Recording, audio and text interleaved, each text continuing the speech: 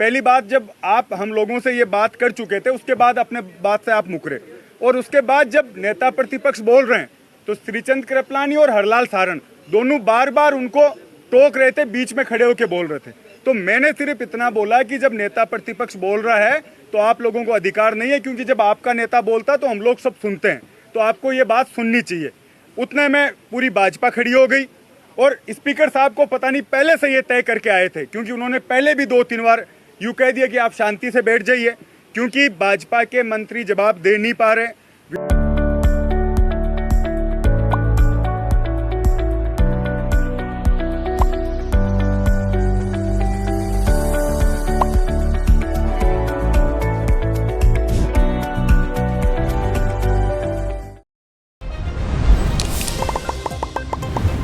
खमागणी राम राम सा, मैं हूं आप दोस्त दीपक। आप देख रहे हो झलको राजस्थान।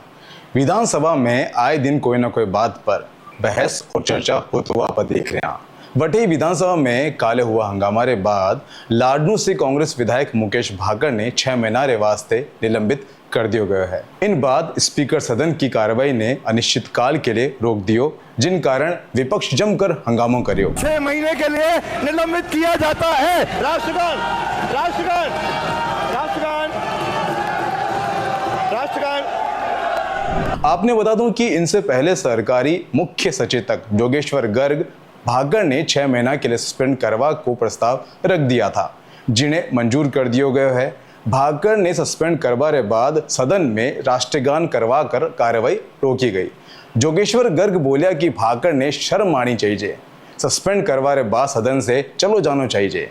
स्पीकर बार बार सदन से जावा के लिए कह रहा और भाकर आदेश री अवहेलना कर रहा। फिर जब बलपूर्वक बाहर भेजवारो प्रयास करिया, मार्शल बुलाया तो भाकर सुरक्षा कर्मी रे हाथ पर बटको भर लियो, जिनमें एक महिला सुरक्षा कर्मी भी ही। आदेश की पालना नहीं की, अब तक नहीं की है, और प्रतिपक्ष पूरा उनको संरक्षण दे रहा है। यह असंवैधानिक है और अशोभनीय है। यहाँ तक कि कल जब बलपूर्वक उस सदस्य को बाहर ले जाने का प्रयास किया जा रहा था, उस समय उस सदस्य ने 2 प्रहरियों को काटा है, जिसमें एक महिला भी है।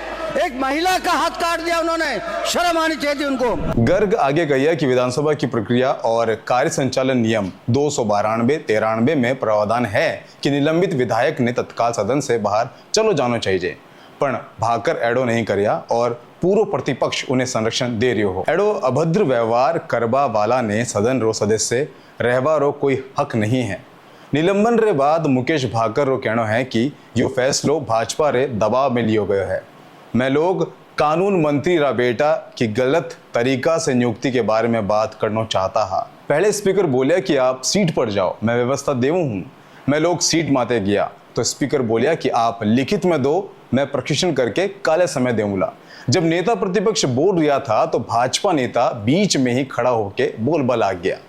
मैं क्यों कि नेता प्रतिपक्ष बोल रहा है तो आपने अधिकार नहीं है। इतनी देर में पूरी भाजपा खड़ी होएगी। स्पीकर साहब पहले से ही तय करके आया हा, पहले भी 2-3 बार टोक चुका हा। विधानसभा में भाजपा सरकार फेल हो रही है, मंत्री जवाब भी को नहीं दे पा रहा था, वाने बचावा की जिम्मेदारी स्पीकर अपने माथे ली है। स्पीकर पहले से बार बार कह रहा कि विश्वविद्यालय से आया छात्र नेता सुधर जाओ, थाने सस्पेंड कर दूला। बिना वोटिंग जल्दबाजी में सस्पेंशन हुआ है।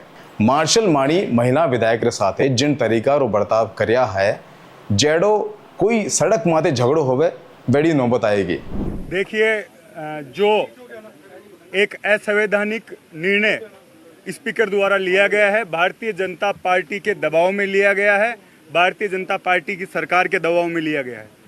कल भी जैसी घटना हमारे नेता प्रतिपक्ष ने बताई, टीकाराम जूली जी ने, जब हम ये मांग कर रहे थे कि कानून मंत्री ने अपने बेटे को गलत तरीके से नियुक्ति दी है, इस पर हम विपक्ष के नेता बोलना चाहते हैं और इस पर मंत्री जवाब दें, तो स्पीकर ने कहा आप अपनी सीट पे जाइए और मैं आपको व्यवस्था दे रहा हूं।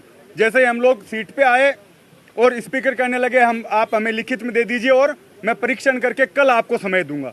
पहली बात, जब आप हम लोगों से ये बात कर चुके थे उसके बाद अपने बात से आप मुकरे, और उसके बाद जब नेता प्रतिपक्ष बोल रहे हैं तो श्रीचंद कृपलानी और हरलाल सारन दोनों बार बार उनको टोक रहे थे, बीच में खड़े होकर बोल रहे थे। तो मैंने सिर्फ इतना बोला कि जब नेता प्रतिपक्ष बोल रहा है तो आप लोगों को अधिकार नहीं है, क्योंकि जब आपका नेता बोलता है तो हम लोग सब सुनते हैं, तो आपको ये बात सुननी चाहिए। उतने में पूरी भाजपा खड़ी हो गई और स्पीकर साहब को पता नहीं पहले से ये तय करके आए थे, क्योंकि उन्होंने पहले भी 2-3 बार यूँ कह दिया कि आप शांति से बैठ जाइए, क्योंकि भाजपा के मंत्री जवाब दे नहीं पा रहे। विधानसभा में पूरी तरह से भाजपा सरकार फेल हो रही है, उसको बचाव कैसे किया जाए, इसको लेकर पूरी जिम्मेदारी स्पीकर ने अपने ऊपर ले रखी थी। पहले से बार बार ये कहते विश्वविद्यालय से आए हुए छात्र नेता तुम सुधर जाओ, तुम्हें सस्पेंड कर दूंगा, और जिस तरीके से बिना वोटिंग और जिस जल्दबाजी में कल सस्पेंशन हुआ, कल मार्शलों द्वारा जिस तरीके का बर्ताव हमारी महिला विधायकों के साथ, बुजुर्ग हमारे जितने भी विधायक थे उनके साथ किया गया, एक जैसे सड़क पर झगड़ा होता उस तरीके की नौबत सदन में आई। और उसके बाद गतिरोध तोड़ने की बजाय भाजपा सरकार, भाजपा के मंत्री और स्वयं स्पीकर आज उनका बयान देखिए कि कांग्रेस ही, जब आप उस पद पर हो तो आपका ये दायित्व बनता है कि पक्ष और विपक्ष आप भाषा का उपयोग करें। कांग्रेस ही है इस तरीके की भाषा बोल रहे हैं। तो ये जितनी भी चीजें घटी और उसके बाद आज वापस से वो सुबह मुख्यमंत्री जी 10 बजे सदन में आते हैं, विधायक दल की मीटिंग लेते हैं और ये चाहते थे कि हम खड़े होकर माफी मांगे, मैं उठ के बाहर आ जाऊं। लेकिन कांग्रेस पार्टी, हमारे नेता टीकाराम जूली जी, सीएलपी लीडर, सबने जिस मजबूती के साथ संविधान की रक्षा के लिए और इन भाजपा के लोगों को ये मैसेज देने के लिए जिस तरीके से रात भर सदन में डटे रहे, वो इनसे सहन नहीं हुआ। और बौखलाहट में आज भी आप पूरी प्रोसीडिंग देखेंगे, वीडियो देखेंगे, जब कोई भी प्रस्ताव आता है तो पहले स्पीकर है वो वोटिंग करवाता है और उसके बाद सस्पेंशन होता है। उन्होंने जिस जल्दबाजी में किया, असंवैधानिक तरीके से किया। पूरी पार्टी जिस तरीके से एकजुट है, आगे के आंदोलन के लिए हम रणनीति बनाएंगे, पूरे सीनियर नेताओं के साथ बैठकर किस तरीके से असंवैधानिक निर्णय लिया है, इसके खिलाफ क्या कर सकते हैं, उस पर हम लोग रणनीति बनाएंगे। तो फिलहाल तो ये बात मैं आपने बता रहा था जो कि विधानसभा में हुई थी बात, लेकिन आपने बता दूं कि 6 महीना तक मुकेश भाकर ने नहीं मिलेला ये सुविधा। पहली, भाकर विधानसभा रे कैंपस में प्रवेश नहीं कर पावेला। दूसरी, विधायक के तौर पर विधानसभा की समितियां री बैठका में शामिल नहीं हो पावेला। तीसरी, विधानसभा में सवाल नहीं लगा पावेला। चौथी, विधायक के तौर पर मिलबा वाला वेतन भत्ता और सुविधा से भी वंचित रहेला। फिलहाल ये थी कुछ खास खबर जो मैं आपने बता रहे थे। अगर आपने वीडियो अच्छे लगे तो आप लाइक करो, शेयर करो और कमेंट करके बताओ कि कौन सही और कौन गलत है। फिलहाल के लिए मैं तो आप बीच में आप दोस्त दीपक झलको राजस्थान पे। धन्यवाद।